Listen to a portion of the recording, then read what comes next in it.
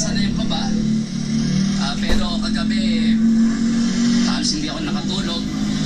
Ngayon, medyo nilaramdam ko pa yung ganap. Kasi hindi lang to para sa akin, kundi para sa aking pamilya. Opo. Ibig sabihin, pamilya, sir, kayo ba'y pamilyado na o may anak na o asawa? Pamilyado na po ako. Okay. May dalawang anak. Actually, kaya ako pumunta rito dahil ni-request ng misis ko na gusto niya makita talaga yung actual o yung actual na list ng mga passers. Ngayong alam niyo na, sir, na kayo ay isa sa mga pinalad at lumusap dito sa bar exams. Ano po ang nais niyong gawin ngayon? Sa ngayon, nanamnamin ko muna yung tagumpay. I will spend the night with my friends in our place in Santa Mesa.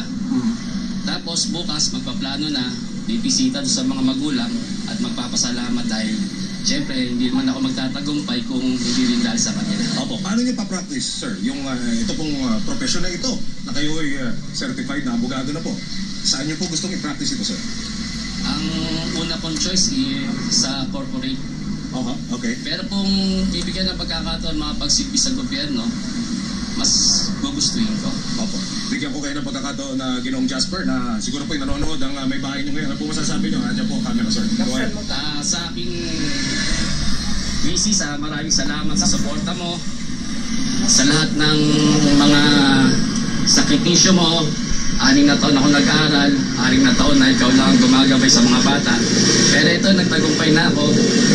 Maraming salamat sa iyo. Asahan mo na ang tagumpay na ito ay para sa ating lahat.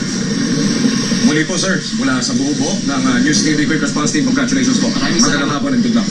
Samantala, mga kapuso, sa mga sandaling ito, makapiling naman po natin ang second placer.